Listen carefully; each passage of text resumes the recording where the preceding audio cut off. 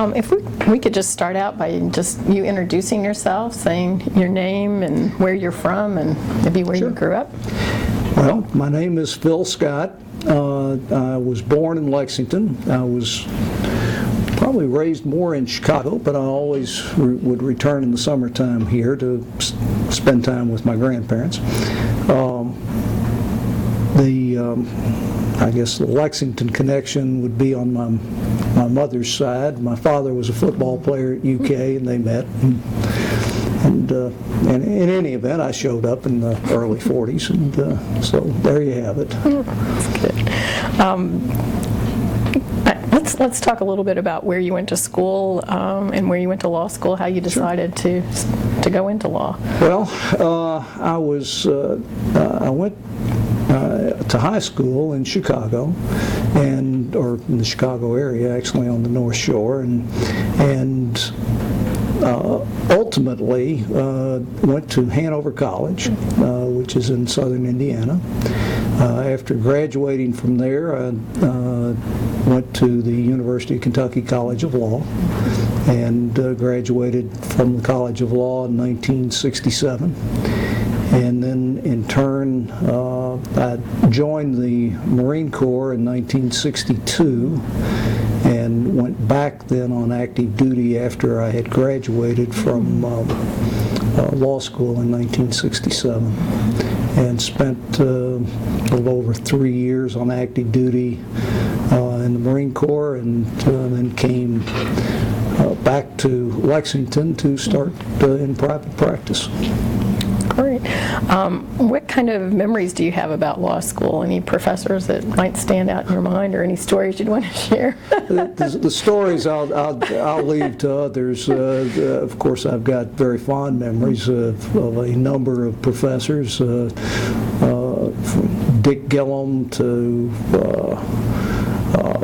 Professor Whiteside and tax, so that was not one of my better subjects. I still see his wife at church every Sunday, and so I've got pretty fond memories of law school and the professors, and more probably significantly my classmates. They were it was a very collegial group. We enjoyed being together, occasionally studying together, but it was I think a remarkably good group of folks, and as time has proven, and many of them have gone on to do exceptionally well.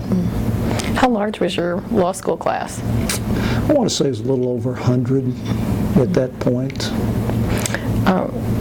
What was the criteria for getting into law school? Has that changed since what we see now as the criteria? I think it's changed quite a bit. At the time, I applied to two law schools, University of Virginia and the University of Kentucky. I was slated to be back on active duty in the Marine Corps, so it was somewhat important to me at that time. I wanted to go to law school, and so my uncle, I remember, called the then dean of the law school, Dean Matthews, who was a friend of his, and I sent in an application and got back in return mail an acceptance, and it actually got accepted at the other law school too. It's very curious. But in any event, getting into law school was not a major thing like it is today with the young folks. And the criteria, requirements for getting into law school were probably much more relaxed in those days than they are today. What made you choose law as a career? I thought it would beat working. For some reason, there's nobody in my family that was a lawyer. They were all business folks, but I enjoyed the competition, if you will. I was originally clerk for Harry Miller. Did that while I was in law school. He taught me an awful lot about how to practice a case and what you had to do to be successful. I like the competition. I still like the competition. It's one of the few avocations, ours is a profession, where you can actually win or lose. So I think that's exciting, and I don't think many professions offer that opportunity, many walks of life, and certainly the practice of law, particularly the trial work, is just exciting. That's great. What are your memories of the courtroom when you first started practicing? Well, my initial memories would have been when I was clerking for Miller, Griffin and Marks and traveling around the state with Harry. I had a major job with him. I had to drive the car while he would study for the various motions and various presentations that were going on. The other thing I had to do was once a week go down to the cigar store and buy a box of Dutch Master Eldorados for him, which was his favorite at the time. But he taught me an awful lot, and I observed other attorneys and learned a lot about the various judges, the various courtrooms around the state in which he practiced. Fayette County, at the time, he felt, and I later learned and agree with, had a fine judiciary, both in federal and in state court, and the bar was again a group of mostly men at that time, that their word was their bond, and it was I hate to call it a gentleman's practice, but it essentially was. You could count on there's no quarter given in the cases, but you could count on what other attorneys would tell you, and everybody seemed to get along pretty well. A lot of folks met to have coffee at one of two different places every morning. At one point early on, I remember many offices were closed on Wednesday afternoon, so they'd go play golf or tennis or whatever they were going to do. I think it was a little more relaxed practice at that day and time. That certainly has changed. How did the courts operate when you first began? Well, they were not substantially different than today. We, in the Fayette Circuit Court, we had, when I came back and actually in 1970 started practicing, I think there were 3 divisions at that juncture. I believe at least for a year or two we had a criminal division, which would have been the 2nd division, and I think Mitch Mead had moved into that. I think Nolan Carter may have had it prior to that. And Judge Carter I didn't know very well, and I think by the time I came back and practiced, I think Judge Carter perhaps retired and Mitch Mead had been elected to that office. And you had then 2 civil divisions. The judges in the civil divisions would take domestic cases as well as personal injury cases as well as business cases. They would try everything that would come their way. It really wasn't divided as it is today, where you have domestic relations or family judges on the one side and the other the judges in the circuit court and on the civil side, and then you had they divide up the criminal cases now amongst all the judges. When I first started, one judge generally handled most of the criminal cases. It's different. Do you have any interesting experiences with juries that you would want to share? I've tried a lot of jury cases, and I really enjoy the opportunity to speak with folks and hopefully represent the clients that have come to us for assistance appropriately. I'd like to recount victories and try to, of course I always try to forget the ones that weren't so good, but I would like to tell you a number of humorous stories, but I'm afraid I just simply don't recall any. The cases that I tried didn't lend themselves necessarily to that. One case I was involved in as a plaintiff did. My wife was driving my car and a PRATS truck ran into her, and we had issues with settling the case with the insurance company, so we ended up trying it. And one of my 4 colleagues here had to try the case on our behalf, and the jury liked my wife so much. I don't think they liked me at all. Lawyers don't make good witnesses. Anyway, the jury came back, asked to come back with more money than what we'd asked for, which I sort of enjoyed. I figured they sent out a message, can we give them more than what they've asked for? I kind of thought that note to the judge was probably a fairly good indication that we might prevail in the case, and did. And, but anyway, I smile at that one. That sometimes your spouse can do a better job than you can in the courtroom. Have you always been a member of the Fayette County Bar Association? Did you join right away after you started here? My firm, the predecessor firm of Greenbaum, Donald McDonald, was McDonald, Alford, and Rozelle. I think certainly we were all members of the Bar Association. And it's sort of my recollection that I think Van Alford was maybe president of it one year, and I eventually served on the board.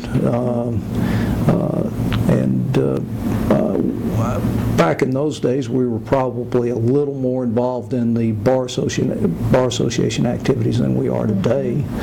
I sometimes think the larger firms, which we became, don't have quite the connection to the Bar Association as we did back in the early 70s when I was practicing. What kind of activities do you remember from your days with the Bar Association? We almost always would go to the Christmas parties. There was the picnic. I can of course remember the Marvin Awards. Eventually it ran into and I knew most of those folks, so, and may have been there for some of the stories. We had baseball trips up to Cincinnati to see games together. There was the Fayette County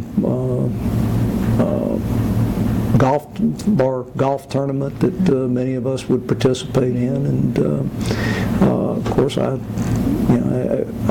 initially started, and we had a pro bono group. Most of the young lawyers would be assigned cases early on, and some of that was then taken over by the Bar Association when the Bar Association, I think, formed or started the pro bono actual office and representation for the indigent. How were pro bono cases handled when you first began practicing? There really wasn't a pro bono program per se. No, when there was a case in a particular area, the judge in those instances would usually at motion hour, which we almost always attended on Friday mornings, one of the younger lawyers many times would be selected at random to take a particular case and handle it for whomever. How did lawyers treat each other when you first started practicing? Has that changed over the years? I think it has probably changed as society has changed, and we're just a reflection of that. There were 100 or so lawyers at the Fayette County Bar when I started, and I actually knew most of them. And today we have, I think, well over 1,000, and of course don't know that many of them. The ones that I know today and know and have worked with and respect and so forth, I think the relationships are essentially the same as they were when I started. But so many of the lawyers that have come in and are practicing subsequent to my initial entry into the practice, we might not know each other, and therefore the relationships are a little bit distant. And it's not as I used the word before collegial. It's probably not as collegial a group as it once was. The trial lawyers all seemed to, back originally, they all knew each other. They worked with each other and thought everything, but then they would see one another socially. Today, I think we fight, but we don't see each other socially, and we don't seem to do much with each other anymore. Yes, that is a big change. Who were some of the leading figures in the law in your early years of practice? The early years of practice, at the time, of course, I thought Harry Miller hung the moon. He just taught me so much, and you learn just by watching people. And I thought he was excellent. Gip Downing was probably as bright and astute a lawyer as I've worked with. I admired Gip. He was with Stalking in the Park, and an outstanding trial lawyer, but brilliant mind. I loved reading Bob O'Dear's briefs, again, another Stalking and lawyer. And I would enjoy listening to Bill Guess's stories. Now, he wasn't a trial lawyer, but I would run into Bill with regards to business-type matters. Early in my practice, I can recall all of those folks very vividly, and enjoyed the opportunity to be with them in practice.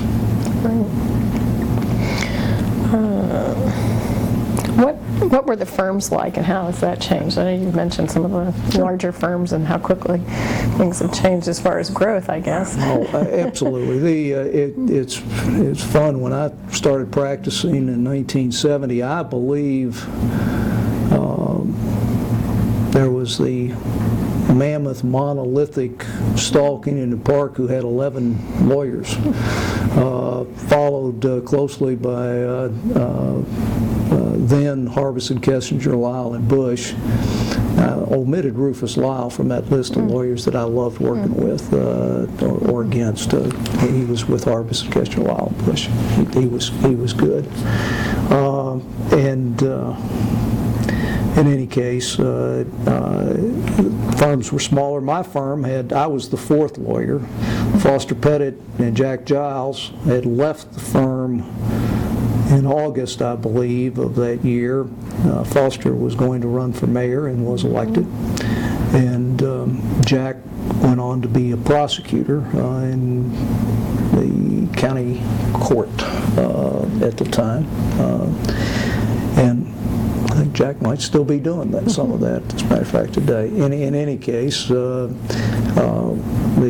firms were small. We generally did a general practice. Our firm was a general civil practice. We didn't do any criminal work, though I had been a prosecutor in the service. You pretty much had your niche, if you will, in the practice areas, and I would say that the large firms, Stalking and Harbison, Kessinger, and so forth, they probably had people who maybe concentrated in certain areas a little more, whereas we didn't have that luxury. Ours was a general practice, and we would take care of whatever the client needed to have taken care of in a particular area. One day I wasn't very good at it, search a title in the vault. You'd see a number of folks over there at the vault, get to know them, and sort of interesting. I think some of the attorneys today would benefit from having to search titles and learn about property law. That did not necessarily appeal to me on a long-term basis. You would maybe write a will. I would certainly try cases. The reason that I think my later to become partners asked me to join the firm was so that I would try their cases. That's what I had done in the Marine Corps. That's what I'd learned to do, and I enjoyed it. So that suited me just fine. What was the work environment like? Did you have as many hours a week that it seems like everybody works overtime now? Was that the case when you were practicing early on? It was funny. When I left the shop at Paris Island. We had about 20 lawyers actually in the office there.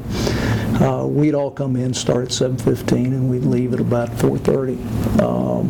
So I started, when I came back, I thought, well, heck, I'll come on in at 7:15 and just keep on that schedule. I thought that was kind of neat, and to get my work done, and then maybe, get on home at 4:30 or 5.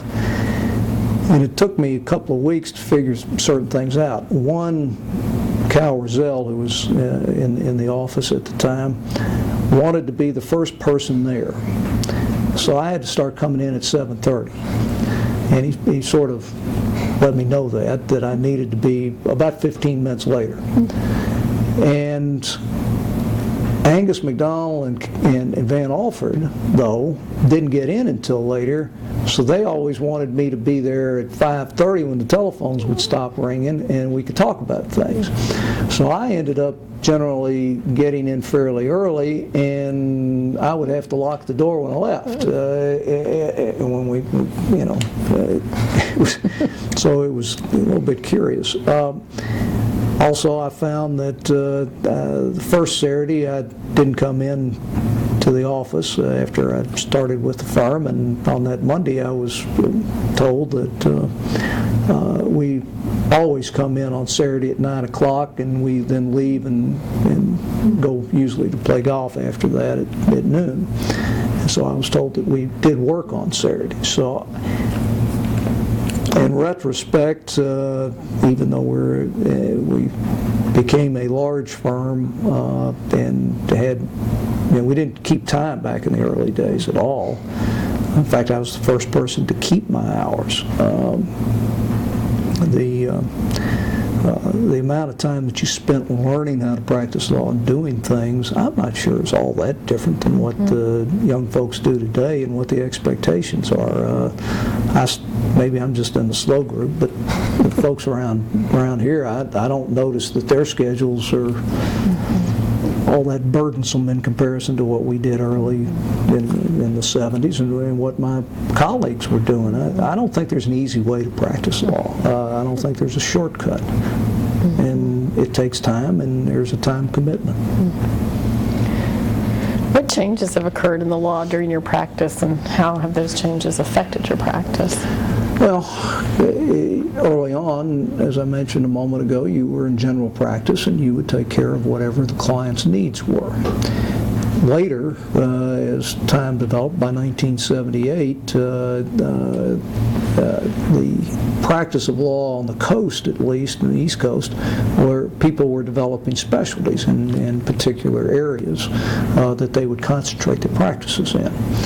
And they would then form a group or partnership at that time of lawyers that would concentrate their practices in a number of different areas. There'd be a real estate lawyer, there'd be a business lawyer, there'd be a tax lawyer, there'd be a litigation trial lawyer, and probably some other specialties that don't immediately come to mind. So initially, you were a generalist, and by 78, I think the practice of law had changed, but it hadn't changed in Kentucky, and particularly it hadn't changed in Lexington. And it was starting to. And we were probably, I'm going to just guess, the first firm that formally had sections set up that people would practice in, know that they were going to be practicing in for a year or two or whatever, and maybe for a career if they liked it. We also found that our young folks that would join us at that point would become very, very good and very experienced in a short period of time in the area in which they concentrated their practice. And they could do a wonderful job, and they had advantages, not disadvantages, when they were practicing against somebody that was in general practice. And I think that has caused other firms, certainly locally, one, to get as big as we were, and two, to start concentrating their practices, because I saw by the 1980s, mid to late 80s, the other large firms through mergers and everything else, they had all set up in areas of concentration for their lawyers. And there were very few general practitioners then at that point. What public events have affected the practice of law during your career? Does anything pop into your mind on that? Public events, of course, I mean, the cases, and I can't remember what the name of the case is out west that said lawyers can advertise. That certainly was a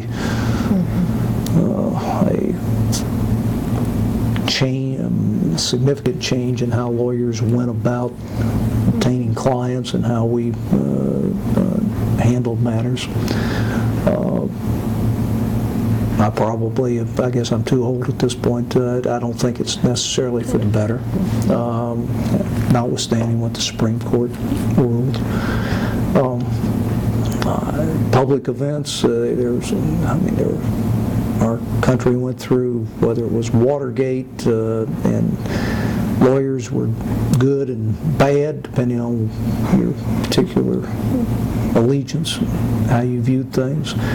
Also, I believe the Iran-Contra hearings and lawyers more and more appearing on the political scenes and television and the communications. I think all those events. I think technology has also played a huge role in the change of the practice of law, and also how people perceive lawyers. They actually get to see them a little bit more in action, whether it's court TV or we have a situation with hanging chads down in Florida, and everything is on television. Events have certainly changed how I think people perceive lawyers, and for better or for worse. And the practice is adjusted accordingly. How were attorneys disciplined when you first started practicing? Has that changed over the years?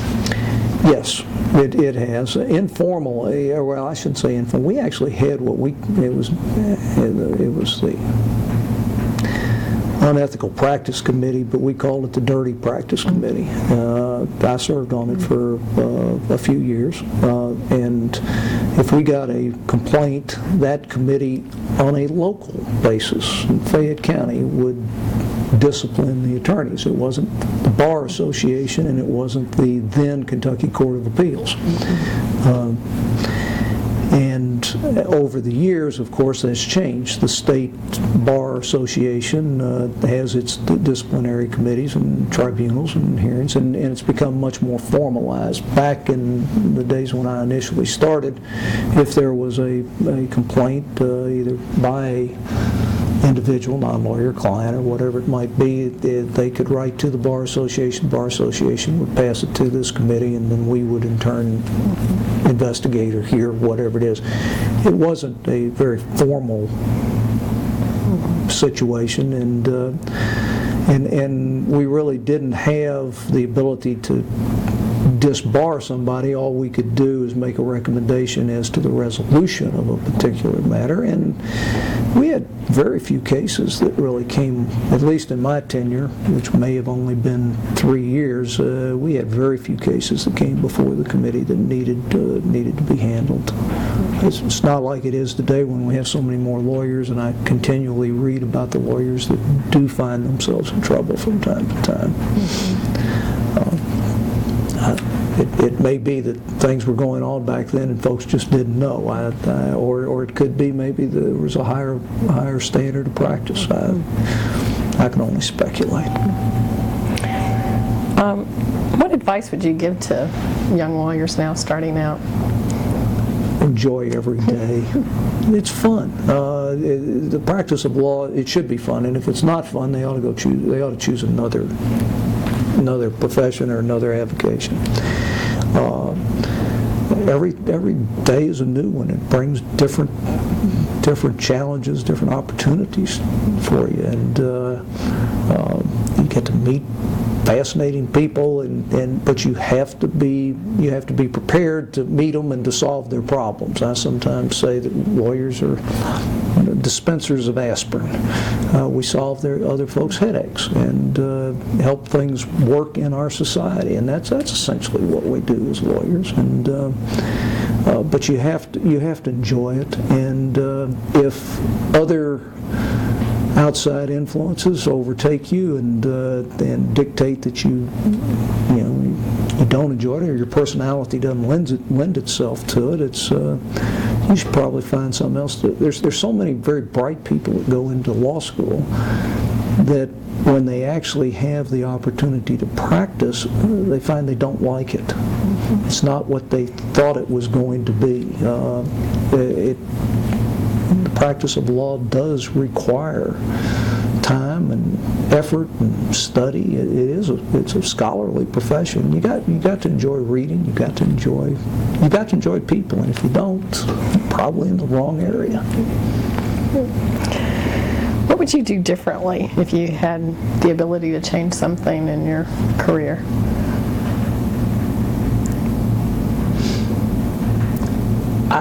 From the day that I became a lawyer, I'm not sure that I'd change anything. I've been lucky. I've been indeed fortunate. I've gotten to represent some of the finest clients that anybody in this community could. I have been fortunate to, frankly, travel the world on their behalf. Seen things and done things that I know my parents, grandparents, and so on never would have been able to have done, because being a lawyer, I was able to do these things. I don't think I'd change much at all. And that's not to say I didn't make mistakes. Now, don't say I'd like to win all my cases, and certainly didn't. But I might want to do some takebacks there. And there's some questions I probably ask, and Ann has probably heard me ask questions and depositions and other things that didn't make any sense, and I'd probably like to take those back. But on balance, I'm pretty happy with the career, and I'm pretty happy with the profession. I'm proud to be a lawyer. What are the biggest challenges facing the legal profession today? Are they the same ones that you saw when you started? Sure. Public perception of the lawyers, I think, and we deserve criticism. We're certainly not above anything. I think we need to do a better job, and part of the Bar Association's, I think, obligation is to try to promote solid public opinion of the members of the bar and what we do, and get the word out. And it's a constant thing, and it had changed, and almost now I've been doing it 40 years. That hadn't changed much. Most people, they think very highly of their lawyers, those other guys that practice law that they don't much care for. Both my uncle and my grandfather told me that. So I mean, and I don't think that's changed. I can't recommend. Our system is the best in the world. We make much of the legal system go, because we're part and parcel of it. We're the lawyers, we're the advocates, we're the judges. Many of us are lawmakers. We got a pretty good system in this country. Every time I travel overseas, I haven't found any place better than America. Our system's all right. Okay. Well, that completes the questions I had. Is there anything you would like to add, or anything you'd like to put on the record for posterity? No. But I'm pleased to be able to recount a few things for you, and enjoyed the opportunity to chat today. Well, I appreciate it. And then I apologize for being a little bit early. It's not a problem.